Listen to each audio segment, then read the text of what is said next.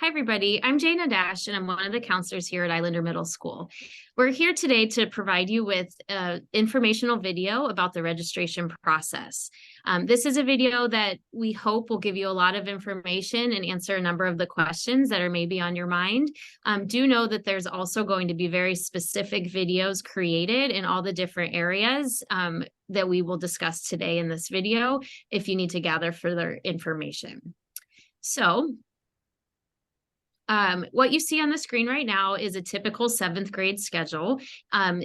Don't be stuck thinking the classes will all look like they're in this order, but these are the courses that all 7th grade class students will take. There are the 4 core classes: math, science, language arts, and social studies.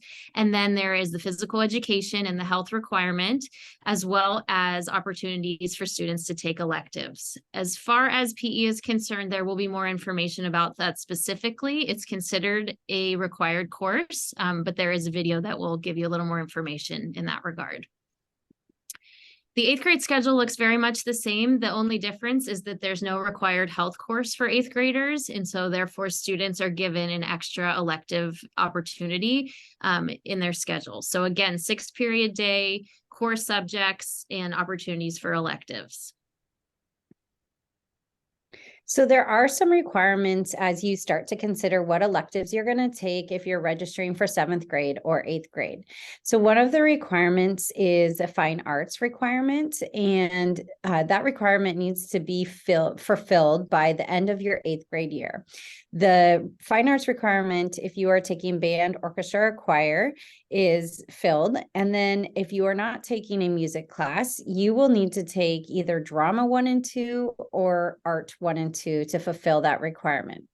With the art series, you do have to take that consecutively. So you do have to take art 1 and 2 in the same year.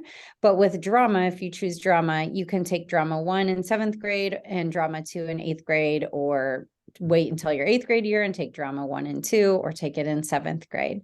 So the fine arts requirement needs to be completed by the end of your 8th grade year. And you can complete that by taking band, orchestra, or choir, or drama 1 and 2, or art 1 and 2. And so you need to consider that as you are selecting your other electives.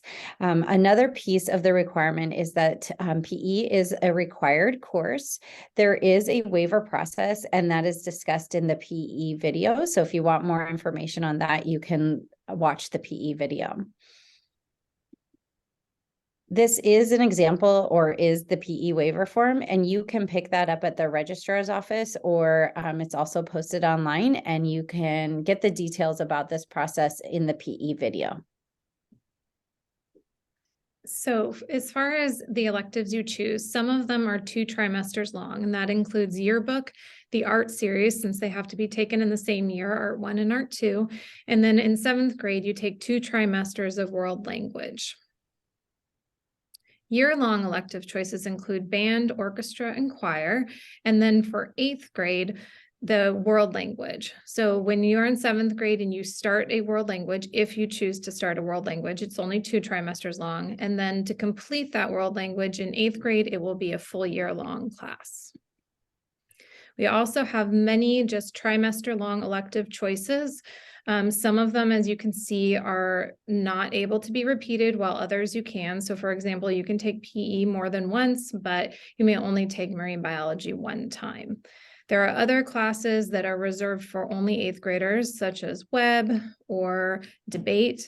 And some of our classes do require an application, so keep a lookout for other videos describing the details. Also be aware that during registration, we're gauging interest in these electives. And so if there are certain electives where we don't have enough students sign up for them, they might not be offered. So choose your electives carefully, and also make sure you pick some alternates. And we'll get into that a little bit more later. There is a class for the web leaders, and web leaders are 8th graders. Web stands for Where Everybody Belongs, and it is a 6th grade transition program where 8th graders mentor 6th graders, and current 7th graders apply to be a web leader. If they are selected to be a web leader, then they will take 1 trimester of the web class, and there's a video about the web class that will be posted online. So go ahead and check that video out if you're interested interested in web as a 7th grader. But there is an option to be a web leader without taking the web class. So sometimes there are conflicts in a student's schedule, like if they have band and Spanish, then the web class cannot fit in their schedule and they can still be a web leader. So if you're interested in being a web leader and you're a 7th grader, look out for the information that's going to be posted to Schoology for the application process, and go ahead and sign up for the web class. If you're not selected as a web leader, you decide not to be a web leader, we'll work with you to change your schedule. And if you become a web leader and you haven't put it into your schedule, we will also work with individual students to add that to their schedule. So this is what a typical 7th grade registration form looks like. So if you're a current 6th grader, you'll be filling out the 7th grade registration form.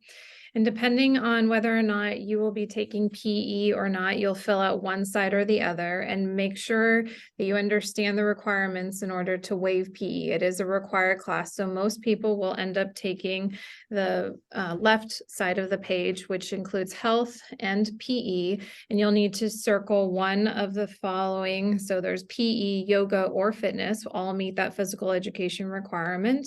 And then you can see in your schedule, you have 4 open trimester long slots. So if you decided to sign up for band, that's a year-long class. So you would write band, band, and band, and then you'd have 1 trimester long elective that could fit in there.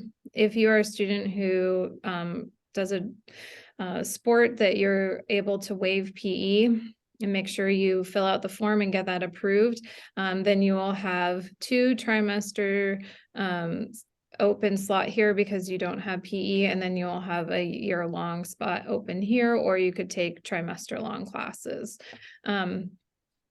Please make sure you pick alternates, because like I was explaining before, sometimes we don't run the classes. Also, sometimes they fill up, or if there's an application involved. So it's really important that you are putting in alternates, as it might be a conflict in your schedule and you might not be able to get your first choice every time. This is the 8th grade registration worksheet. It looks very similar to the 7th grade worksheet, with the exception of health is no longer on there because it is not a required class in 8th grade. So again, you will want to select whether or not you want PE, yoga, or fitness to meet your physical education requirement, and then fill it in. Or if you are able to waive PE, you'll fill in this side. And then this form will get turned into your designated teacher. So whoever gave you the registration packet is who you'll want to turn this form back into, in addition to which you need to register in Skyward. And there is a separate video that explains how to register in Skyward. Okay, so sort of in closing, just some really important reminders that students will need to use their own student account to log into Skyward to enter the selections they've made on that scheduling worksheet. The worksheet gives you a really good, useful visual, but we need the information input by families into Skyward through the student account. Also, we do want those worksheets. They're really helpful to us internally, just in case, for example, a class doesn't get enough interest and we don't end up running it. We might want to look at the alternates and just cross-reference check the sheet with the Skyward alternates. So it's just helpful for us to have. So please make sure that gets turned in to the designated teacher. And then of course, we know this is a ton of information. In addition to what we're saying today, there's also videos that are kind of more specific about some of the ins and outs and the details that we're not going into depth about right now. But don't ever hesitate to reach out to your student's counselor if there's any questions. Students can drop by, they can message on Schoology, parents can email, anything like that. So we're here to help you guys navigate this process. It's really exciting for students to be able to make choices in their schedule. And so we hope that everything goes smoothly, but we are here to support you if need be. Thanks so much.